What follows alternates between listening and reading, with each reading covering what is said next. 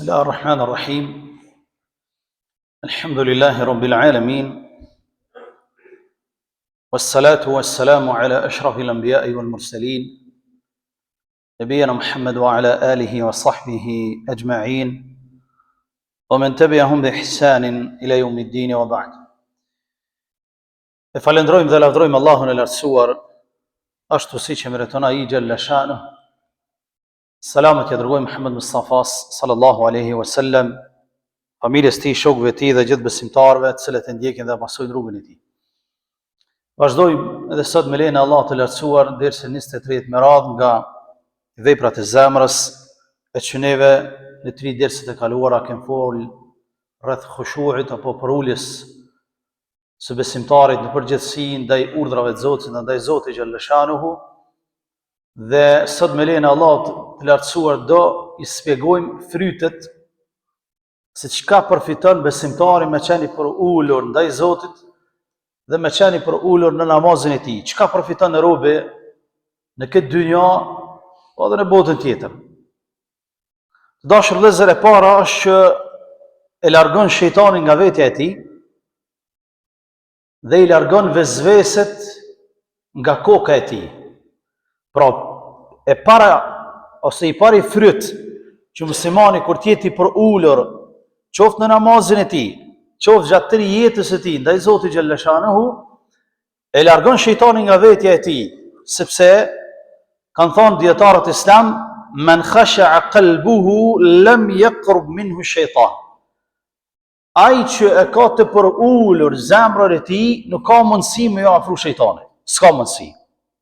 Nuk ka mundësi me ju afru shejtani alayhi la'natullah një zemrës e cila është për ulur ndaj Zotit xhalla shanuhu, sepse kur zemra është për ulur ndaj Zotit, e din qëllimin e krijimit, e din pse ka ardhur në këtë dynjë, shejtani nuk mundet me depërtue tek ai.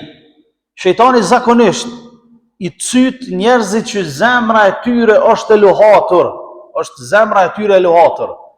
Qoftë në aspektin e dyshimit, në aspektin e epshit, në aspektin e gjërave, të cilat nuk janë të për ulur ndaj madhnisë së Allahu xhalla wa ala. Pra shejtani shkon tek një zemër e cila është e shkujdesur.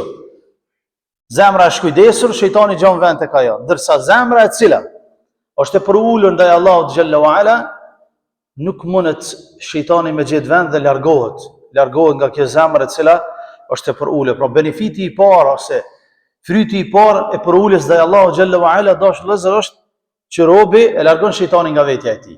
E kur e largon shejtanin nga vetja e tij, ai ka me bë vepra të mira. Ka me bë vepra të mira dhe ka me u largu nga veprat e liga. E kur robi e ka shejtanin me veti, ai pastaj ka me i ndalue gradualisht veprat e mira dhe ka me vazhdue shkallë tek veprat e liga. Kjo është e para. E dyta dashur vëllezër, ngritet tek Allahu xhalla shanuhu. I ngritet grada, shkalla tek Zoti. Njeriu i cili është i për ulur, zemra e të cilit është e për ulur, ngritet në derexhe, në shkallë të Zotit xhalla wa ala, sepse Allahu i don njerëzit e për ulur, i don njerëzit e për ulur. Thot pejgamberi sallallahu alaihi wasallam në hadith, wa ma tawada'a ahadun lillah illa rafa'ahu Allah. Thot nuk ka rob i cili është i për ulur ndaj Allahut vetë se ka me ngrit Zoti xhalla wa ala. Ka me ngrit. Qoftë në dynja, qoftë në ahiret. Robi kur është i për ulur ndaj Allahut ka me ngrit Allahu xhalla wa ala. E Imam Nawawi rahmetullah alayhi thot, ngritja e tij është në 2 lloje. Ngritja e tij është në 2 lloje. Ngritja e parë thot është në dynja, thot, yuthabbitu lahu bi tawaddu'ihi fil qulub manzilatan. Thot Allahu xhalla wa ala ka me u bë njerëzve të qartë pozitën e këtij njeriu që është i për ulur ndaj Allahut dhe ka me nxon pozitën e zemrat e tyre. Ka me ngrit Zoti xhalla wa ala tek njerëzit. Sepse kur njeriu është i për ulur ndaj Allahut, Allahu ka me ngrit derexhen e tij në dynja, wa yarfa'u Allahu 'inda an-nas wa yujillu makanahu. Edhe njerëzit kanë me respektu dhe ka me bë pozitë të lartë tek njerëzit. Pra nëse do njeri më ngrit, do të më ngrit duke ju për ul Zoti xhalla wa ala. Për ndryshe është e kundërta. Dhe e dyta thot Imam Nawawi në botën tjetër. Në botën tjetër Allahu Gjelle wa Ala ka me ngrit atë rob zemrat të cilit ka qene për ullur në këtë dynja. Thot Abdullah ibn Mas'udi radiallahu ta'ala anhu, sahabiju i ndershëm i pejgamberit sallallahu alaihi wasallam, thot: "Men tatawala ta'azzuman khaffadahu Allah." Ai që ngritet para njerëzve ta'azzuman, duke u ngrit para tjerëve, duke i shikuar me mendjemadhsi, duke u ngrit me mendjemadhsi para tjerëve, do ta ulë Allahu Gjelle wa Ala këtë njeri. Wa men tawada'a lillah takhashu'an rafa'ahu Allah. Ai që për ullet para Allah duke ja pas frikën atij, Allahu Gjelle wa Ala thot do ta ngrit këtë njeri në dynja dhe në ahiret. Edhe në botën tjetër do ta ngrit këtë rob në shkallë të larta në xhenetin e Zotit Gjelle wa Ala. Kjo është e dyta. E treta, dashur vëllezër, prej benefiteve kur robi është i përulur ndaj Zotit Gjelle wa Ala, ndaj urdhrave të tij, ndaj ndalesave të tij, është që është prej të shpëtuarve. Është prej të shpëtuarve. Allahu Gjelle wa Ala thot në librin e tij Fisnik, surën Al-Mu'minun, qad aflaha al-mu'minun, kanë shpëtu besimtarët. Pastaj i rendit cilësitë e këtyre besimtarëve. E para cilësi, alladhina hum fi salatihim khashi'un. Ata të cilët në namazin e tyre ishin të përulur. Ata të cilët në namazin e tyre ishin të përulur. Pra Allahu Gjelle wa Ala thot qad aflaha al-mu'minun, kanë shpëtu këta besimtarë të cilët ishin të përulur gjatë të jetës së tyre, sidomos në namazin e tyre. Ne në ezan, kur thërrat ezani, çka themi? Hayya 'ala al-falah, e janë në shpëtim, në shpëtim. E ka shpëtuar i cili në namazin e tij është i përulur. Thot Hasan al-Basri rahmetullah alayh, ka një njeri dhe i ka thënë Hasan al-Basri, ausini, ka thënë këshillom o dietar. Qal rattib lisanaka bi dhikrillah, ka thënë lagë gjuhën tënde me përmendjen e Allahut Jalla shanuhu. Wa naddi jawfanaka bid-dumu'i min khashyatillah. Edhe thot rregullohen brendësinë tënde që të qaj nga frika ndaj Zotit Gjelle wa Ala. Fa qalla man talabta ladayhi khayran falam tudrikhu.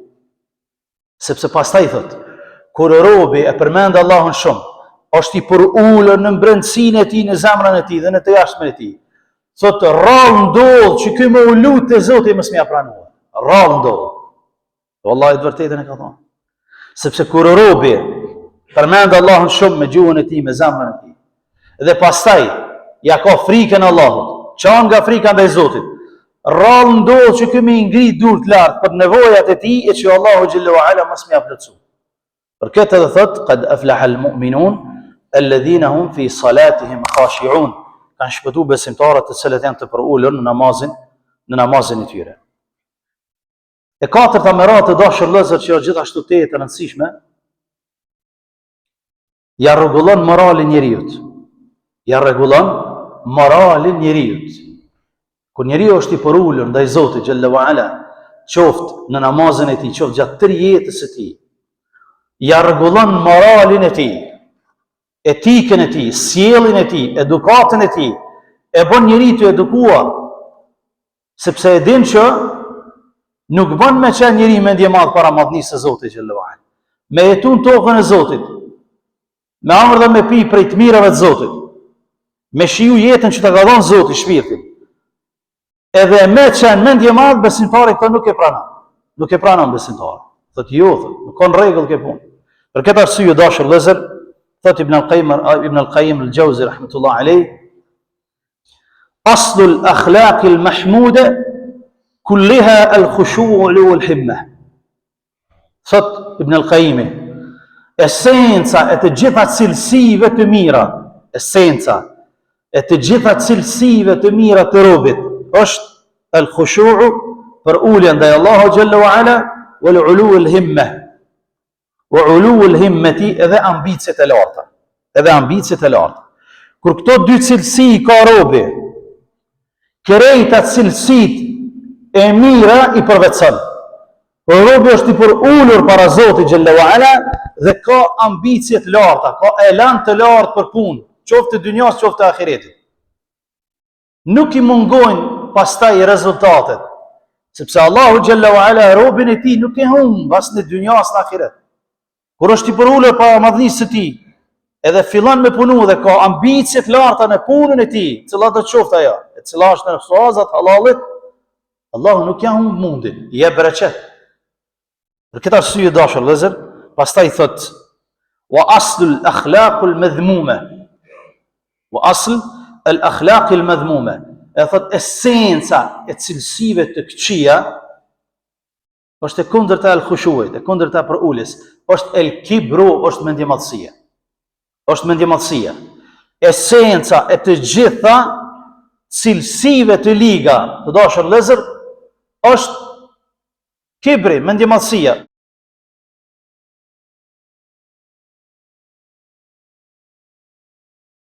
Për arsye se kibri është gjunohu i parë që ja ka bërë Zoti xhalla ve ala krijesa e tij.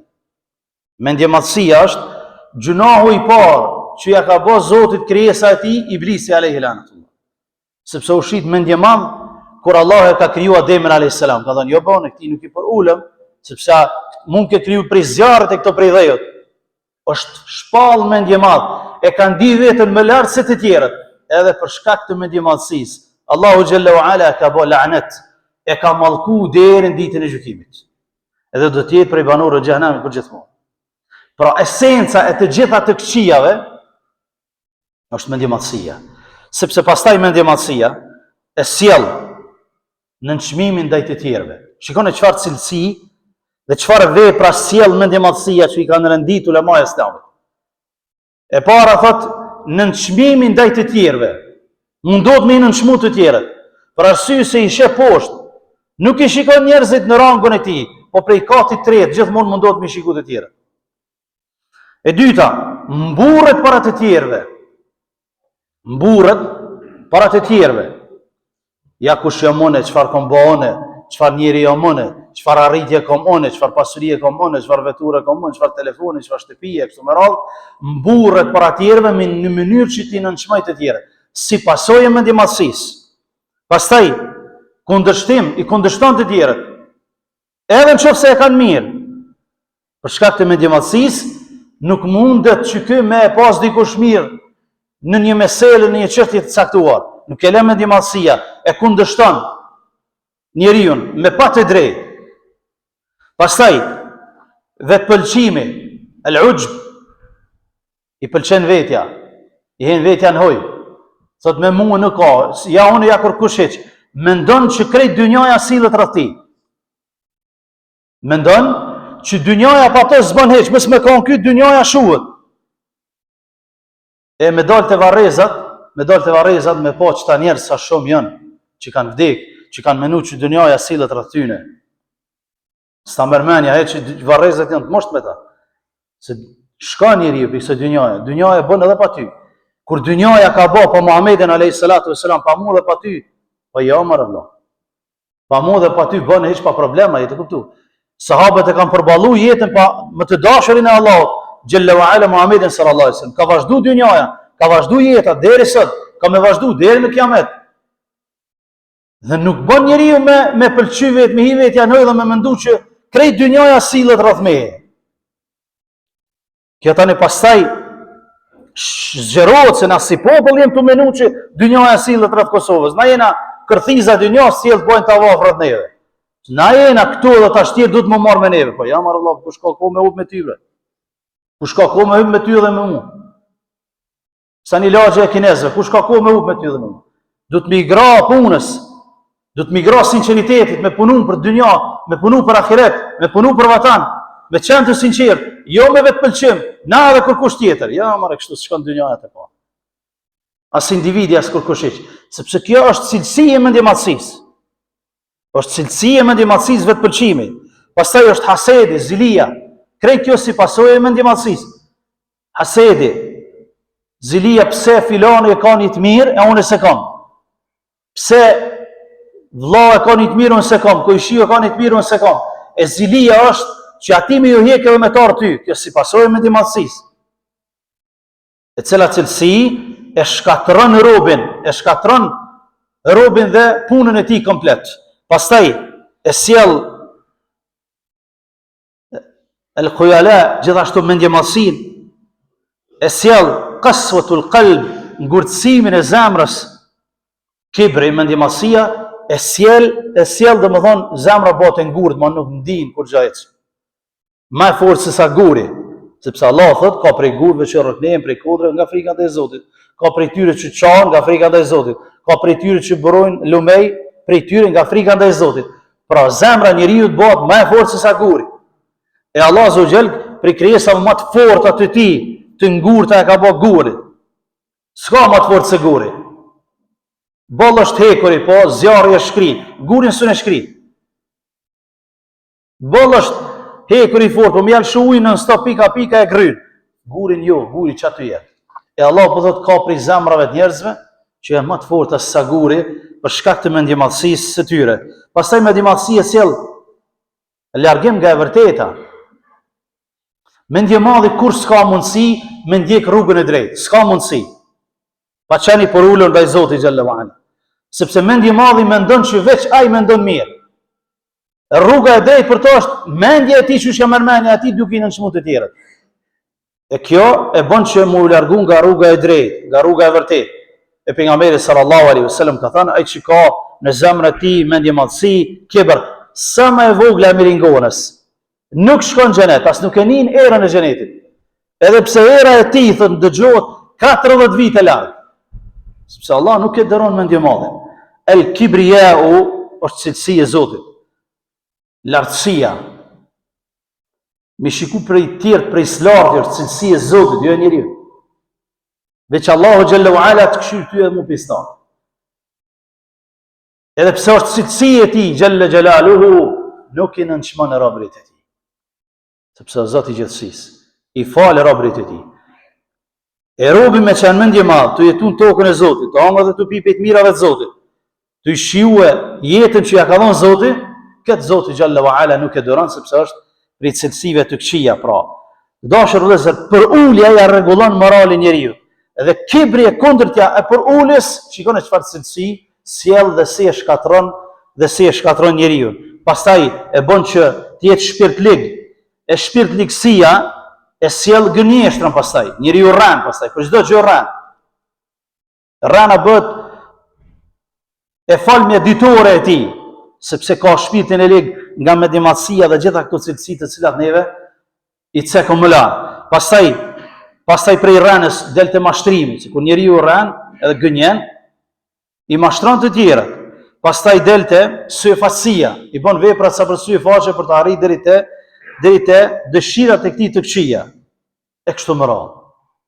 Këto janë cilësi e kundërta e për uljes, pra kibri, mendjemallësia, e për ulja ndaj Zotit xhalla shanuhu wa taqaddasat asma'u, sjell morale dhe cilësi të larta dashur vëllezër. E sjell sabrin, durimin, cilësi e lartë. E sjell trimnin, njeriu që është i për ulën ndaj Zotit, tremaj, student. Është trim me plot kuptimin e fjalës. Sepse e din që për ulja i ndodh vetëm Allah dhe askujt tjetër nga krijesat.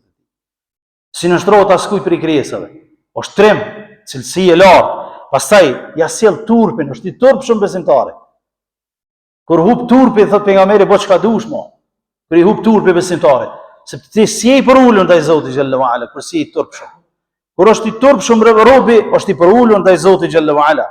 Pastaj është falës, i fal të tjerët. Sepse e din që ai që i fal të tjerët e fal Allahu xhallahu ala, është i sinqert. Robi që është i për ulën ndaj Zotit, nuk gënjen, nuk rran, është i sinqert.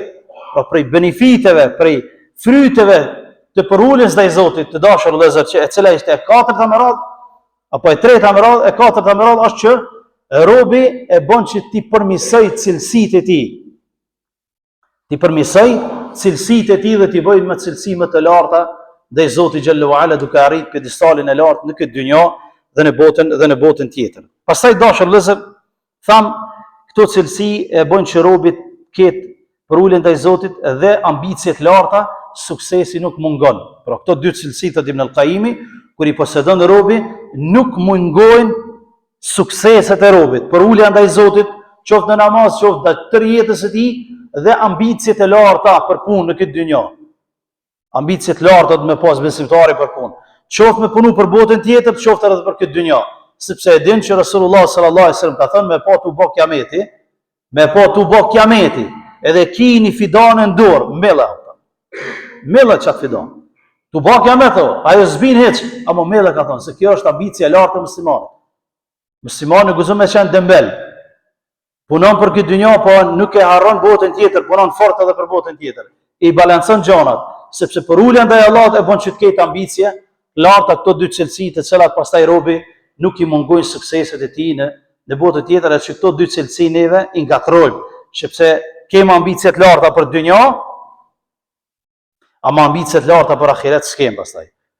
Edhe me vetë po punon shumë, valla ga hoq pa punë zbon, ti e din puna farzë, se hoxha se din që jo farzë.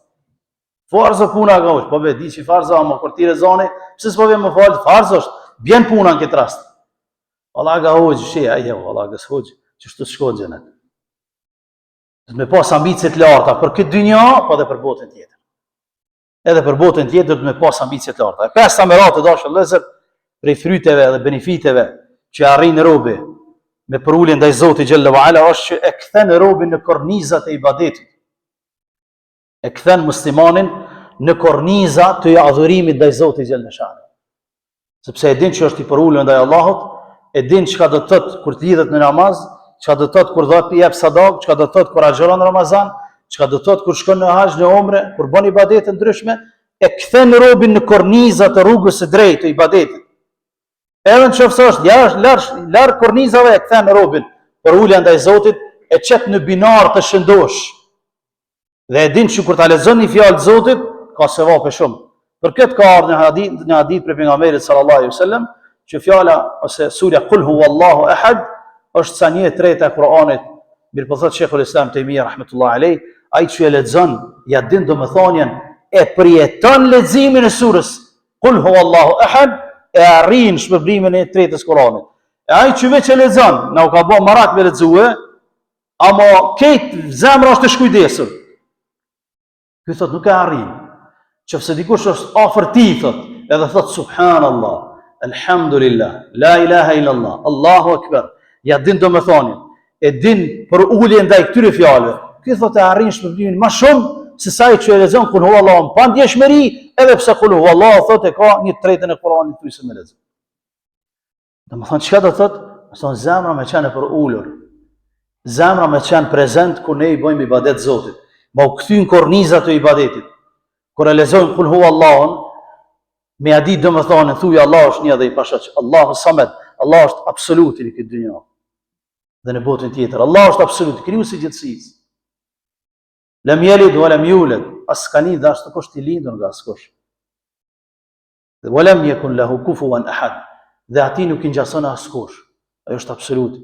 Kur i mendon këto fjalë dhe e din se sa njeri e ka besimin e gabuar, i mediton edhe e din çka e tu lezu, e pastaj arrin shpërblimin e 1/3 e Kur'anit kur e lexon vetëm këtë kapitull. Dashur vëllezër besimtar. Dhe pastaj e fundit dashur vëllezër, për benefiteve të përuljes ndaj Zotit është që robi ngritet fort tek Allahu xhalla wala. Ngritet lart në drejgje, gjithsa arrin gradën e ihsanit, të imanit më të lartë, të besimit më të lartë që Allah azza wa jall e ka përgëzuar besimtarin i cili e adhuron Allahun sikur se me pa atë, edhe pse ti nuk e sheh atë, ai çet ty. Kjo është drejgja më e lartë e besimit e imanit, duke lutur Allahun xhalla wa ala që të na bëj për këtyre besimtarëve, të cilët jem të përulur ndaj Allahut xhalla wa ala, sepse kur robi është i përulur ka me arrit të gjitha sukseset e tij në këtë botë dhe në botën tjetër, dhe kundërta për uljes është mendje madhësia. Kur robi është mendje madh ndaj krijesave të Zotit, ai ka me shpall mendje madhësie ndaj krijuesit të gjithësisë dhe ka me humb edhe dynjan edhe ahiretin. Ka me humb edhe dynjan edhe ahiretin sepse mendje madhe nuk e doron Zoti xhalla wa ala. Sepse thot la tamshi fil ardi maraha, mos ec me mendje madhësi tokë. Fa innaka lan takhriqa al arda wa lan tablugha al jibala tula. Sepse thot o robim, o i krijesa ime dot thot Zoti xhalla wa ala. Ti nuk mundesh me arrit lartësinë e maleve që i kum krijuar. As nuk mundesh me çat tokën me një lartësinë e tokës. Pse po ecë me mendje madhësi? Pse po bësh mendje madh karshi krijesave të Zotit xhalla wa ala? Ku një më shkoj me ta çu trupi jot, të hanë edhe ti se mervesh, ai mos i çohet e mervesh ti që të kamë në skojë. Çash na dim edhe çash na jem njerëz që nuk duhet me qenë mendje madh. Një më shkoj neve na bën telash. Një mis që e ka kriju Zoti na bën telash. E Allah thot, mbledh nuk krejt që ata që ju adhuroni të kot, e krejt dynjaja, mushi me kriju një mizë. Një mizë, s'muni me kriju. Po le mërë kaq, po miza do të me marë diçka nga jo. Ju s'jini në gjende me ja marë që ato që e ka marë. A mund është ti me nëza mizën edhe me ja marë që atë kokrën e shiqerit që të ka hu? Po s'mund është.